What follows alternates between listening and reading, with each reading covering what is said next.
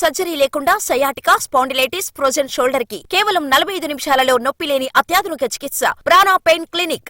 కాదు, ఇండియాలోనే పుష్ప 2 మానియా నడుస్తోంది. ఎక్కడ ఏ ఈవెంట్ జరిగినా 1000 కోట్ల బిజినెస్ జరుపుకున్న తొలి ఇండియన్ మూవీ అంటూ మాట్లాడేసుకుంటున్నారు. హైప్ పీక్స్ కి చేరింది. ఇంతకీ పుష్ప 2 థియేట్రికల్ బిజినెస్ ఎంతొస్తే బ్రేక్ ఈవెన్ అవుతుంది? Watch the story.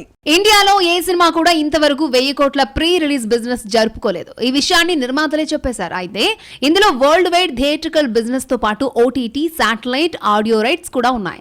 ఇప్పటి వరకు RRR జరుపుకున్న థియేట్రికల్ రైట్స్ ను పుష్ప 2 దాటేసింది.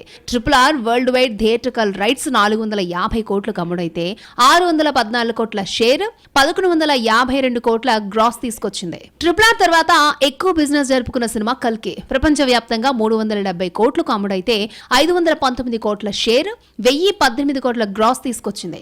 కొన్ని ఏరియాల్లో బ్రేక్ ఈవెన్ కాకపోయినా ఓవరాల్ గా లాభాల బాట పట్టింది. పుష్ప 2 అయితే క్రేజ్ కు మించిన బిజినెస్ ని జరుపుకుంది. ఇప్పటి వరకు పుష్ప పేరు మీద ఉన్న 450 కోట్ల థియేట్రికల్ రైట్స్ దాటేసి 617 కోట్లకు అమ్ముడైంది. థియేట్రికల్ రైట్స్ లో 500 కోట్ల మార్కు దాటిన తొలి ఇండియన్ సినిమాగా పుష్ప నిలిచింది. సుకుమార్ అసలే లెక్కల మాస్టారు. పుష్ప 2తో లెక్కల్లో రికార్డ్స్ క్రియేట్ చేశారు. 617 కోట్ల బిజినెస్ అంటే మామూలు విషయం కాదు. సినిమా హిట్ అనిపించుకోవాలంటే ముందు పెద్ద టార్గెటే ఉంది. ఫస్ట్ డే 300 కోట్ల గ్రాస్, 160 కోట్ల షేర్ వస్తుంది అని చిత్రవర్గాలు అంచనా వేస్తున్నాయి. పుష్ప బిజినెస్ తో పోల్చుకుంటే పుష్ప 2 రేంజే వేరు. అసలు తగ్గేదే లేదన్న మేనరిజం బిజినెస్ లో నిజమైంది.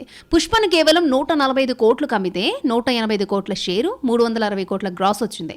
First part pan India hit కావడంతో పుష్ప 2 పై హైప్ క్రియేట్ కామన్ అయినా 617 కోట్ల బిజినెస్ జరగడం షాక్ ఇస్తోంది.